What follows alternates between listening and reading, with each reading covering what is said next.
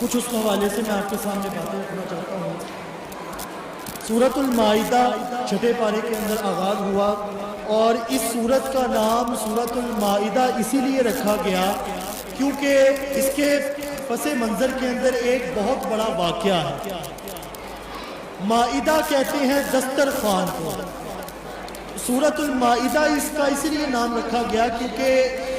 پس منظر دیکھا جائے تو حضرت عیسیٰ علیہ السلام کی امت نے جب دیکھا کہ عیسیٰ علیہ السلام معجزات پہ معجزات دکھاتے جا رہے ہیں، کبھی مردے کو زندہ کر دیا،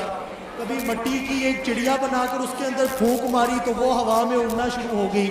تو امت نے سوال کیا، اے عیسیٰ هل يستطيع ربك ان ينزل علينا مائدة من السماء، کیا تمہارا رب اس چیز کی استطاعت رکھتا ہے کہ آسمان سے ایک دسترخوان نازل کرے؟ ایک دسترخوان نعمتوں سے بھرا ہوا، رزق سے بھرا ہوا۔ هل يستطيع ربك ان ينزل علينا مائدة من السماء، تو آگے سے حضرت عیسیٰ علیہ السلام نے کہا ہاں میرا رب استطاعت تو رکھتا ہے، لیکن مجھے ڈر ہے کہ کہیں تم اس کے نافرمانی نہ کرنی شروع کرو۔ تم نعمت کو دیکھ کر بھی، تم معجزے کو اپنی آنکھوں سے دیکھ کر بھی، ارے بابا جہاں پہ اتنے معجزات دیکھے ہیں ایک اور معجزے کی فرمائش کر رہے ہو، تو مجھے ڈر ہے جہاں اتنے معجزات کو ٹھکرا دیا کہیں اس معجزے کو نہ ٹھکرا دو۔ انہوں نے کہا نہیں جی، آپ ایک مرتبہ رب ذوالجلال سے فریاد کریں نا، یہ معجزہ ہمیں دکھائیں، پھر ہم اللہ پاک کی فرما برداری بھی کریں گے اور آپ کی باتوں کے اوپر ایمان بھی لائیں گے۔ تو حضرت عیسیٰ علیہ السلام نے کہا اللہم ربنا انزل علینا مائدۃ من السماء تکون لنا عیدا لاولنا وآخرنا، اے باری تعالیٰ دسترخوان کی نعمتوں سے بھرا ہوا آسمان سے نازل فرما تاکہ یہ میرے پچھلوں کے لیے بھی عید بنے اور میرے بعد میں آنے والوں کے لیے بھی عید بنے۔ تو نعمتوں سے بھرا ہوا دسترخوان نازل ہوا، جس کی وجہ سے اس سورت کا نام سورۃ المائدہ رکھا گیا۔ آپ کے حواری بیٹھے ہوئے تھے تو ان میں سے ایک نے پوچھا، ہے عیسیٰ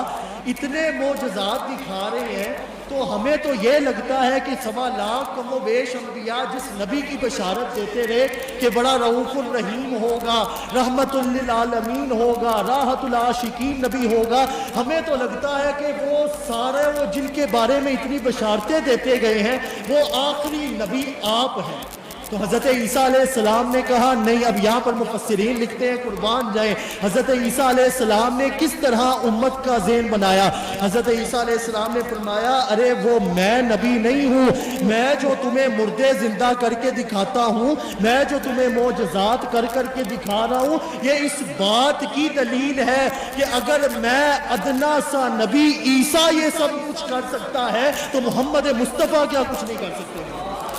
تو یہ میرے معجزات دکھانا اس بات کی دلیل ہے کہ یہ سارا نور ہے اور سارا فیض ہے محمد مصطفیٰ صلی اللہ علیہ وسلم۔ اور یہی پر رب ذوالجلال نے ارشاد فرمایا افلا یتوبون الی اللہ ویستغفرون، تم اللہ کی بارگاہ میں توبہ اور استغفار کیوں نہیں کرتے؟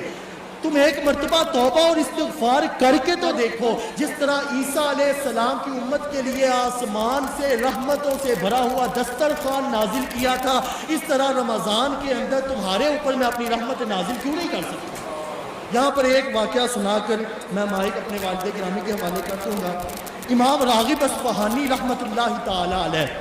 بہت وقت کے بڑے امام،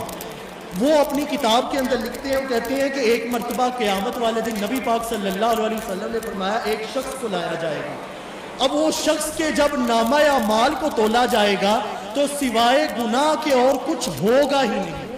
قرآن میں رب ذوالجلال نے ارشاد فرمایا نا اقرأ کتابک کفی بنفسک اليوم علیک حسیبا، کہ قیامت والے دن رب ذوالجلال نامہ اعمال پکڑا کر خود ہی کہیں گے اے میرے بندے میں حساب کتاب نہیں کرتا، تو اپنی کتاب خود ہی پڑھ لے اور مجھے بتا کہ تیرا نامہ اعمال کیا ہے اور تیرا آج کے دن حساب و کتاب کیا ہوگا۔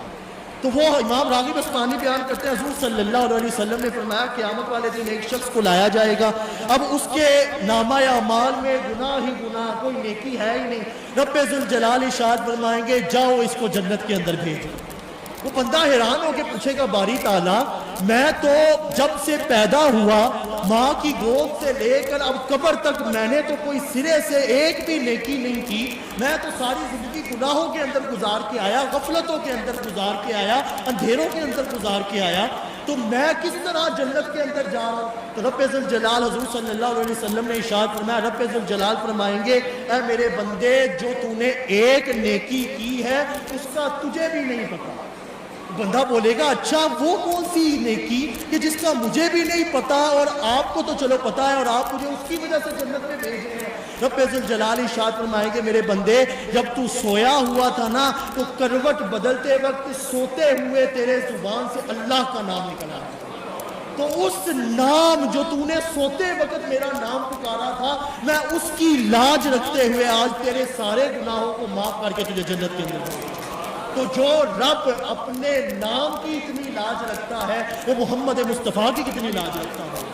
جو رب اپنے نام کی اتنی لاج رکھتا ہے وہ رمضان مبارک یہ اتنا بڑا تحفہ اور سب سے بڑھ کر قرآن مجید کی کتنی لاج رکھتا ہے. اس لیے حضور صلی اللہ علیہ وسلم نے ارشاد فرمایا اقرأوا القرآن فإنه یوم القیامت شفیع لامتی, قرآن کی تلاوت کیا کرو, قیامت والے دن یہ تمہاری شفاعت کر کے تمہیں جنت کے اندر لے جائے گا. اللہ پاک سے دعا ہے اللہ پاک ہمیں قرآن کے ساتھ زیادہ سے زیادہ محبت